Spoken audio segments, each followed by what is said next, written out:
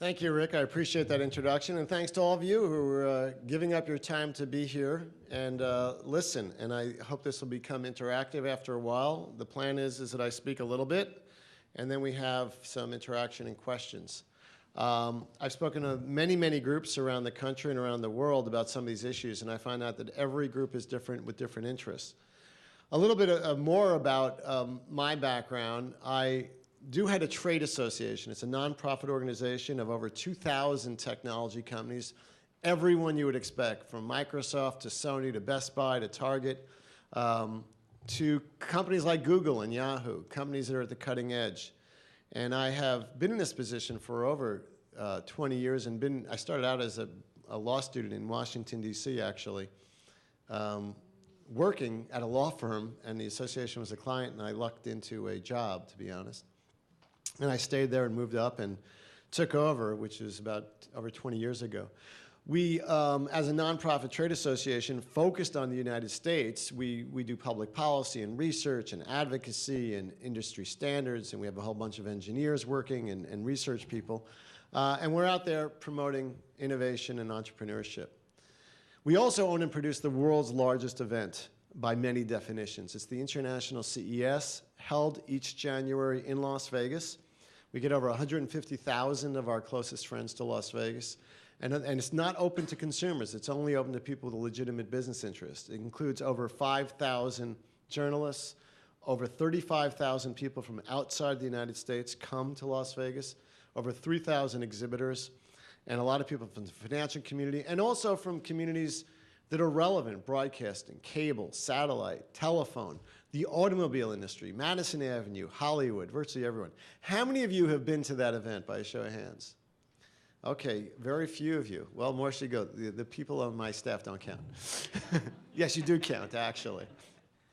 So anyway, along the way, we've written a couple books, and I say we because it really is a group project. My name is on it, but there's a lot of people that are behind it, and the book is actually owned by the Trade Association, not by me. And the reason that we're focused on this is because we are passionate about innovation. And innovation, if you think about it, is something which is, by definition, is doing something different that has value. I used to say doing something different that people will pay for, but a few weeks ago I was asked to talk to the executive leadership of the U.S. government Customs and Border Patrol, and I realized if you're in government, you could be innovative and people aren't necessarily paying for it, but it has value. And so what is it about innovation that is different to me, though, is that almost everything that's innovative is good. It causes growth, it causes jobs, it helps the economy, it does a lot of great things, it makes life better.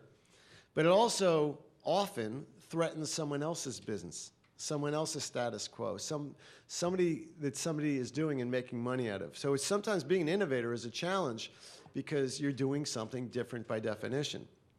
Now, through my career, that's been really important because I started out and I spent a lot of time as a lawyer on the fact that there was this court decision which held in 1981 that this new innovation, which for the first time allowed you to watch TV when you wanted to watch it, the VCR, for the younger people in the United States, that's a video cassette recorder, is something which allowed you to record and shift in time what you watched so you could watch it later. And it was a breakthrough technology, and it scared the heck out of Hollywood because they had always controlled the movies and television programs that you watched when they wanted you to watch it.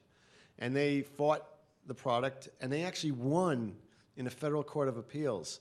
And the court found that it was an illegal product and had to be stopped. So it went to the Supreme Court, and I was very much involved in that every step of the way. And after 2 oral arguments, finally, the Supreme Court ruled by 1 vote, 1 person, 5-4, that the VCR was a legal product. That changed everything, and that decision, called the Sony Betamax decision, we call it the Magna Carta of the innovation world, the technology industry, because it said products can be legal if they have legal uses. And one of the legal uses they found of that product is that they said that, you know what? Time shifting over-the-air broadcast television is not illegal. It is totally legal. And that's a decision, by the way, which is still reverberating today. There's a lawsuit. There was just there's a couple of lawsuits, one in New York, one in California, against different products which essentially do the same thing. And the networks, television, are still fighting this same battle 30 years later. So, but that was just one example of a technology coming along and changing the status quo. But it did have its reverberations. I remember actually testifying in Congress. There's actually a treaty that very few people know about on intellectual property that we are, as the United States, is a signatory to. And what it does is it says, among other things, that anything that you create is automatically copyrighted once you put it down in a physical form. So if you write an email, that's a copyrighted product, if it's original. If you draw a picture, you don't have to do anything. You don't have to file with the Copyright Office. You don't even have to put a C with a circle on it. All of you own copyrighted material. Now, the amount of damages you can collect in a lawsuit and things like that are somewhat limited by, unless you've copyrighted it and with a notice and filed for it with the Copyright Office, but it is copyrighted and then you do have protections. That has given rise to a lot of things, and at one point, the internet itself was being threatened. I remember testifying before Congress and arguing that it's okay to take someone else's email and copy it and move it along and not be charged with a copyright violation, which now seems shocking, because if we didn't cut and paste, I don't know how we'd write anything. But there has been some extreme examples to try to get control. But innovation is something which is also important in another sense, and that is to the U.S. as a nation and who we are and what we do. And I want to spend a couple of seconds talking about that because it's unique to us, because I know, having traveled so many different countries around the world, that the rest of the world looks to the United States as the most innovative country.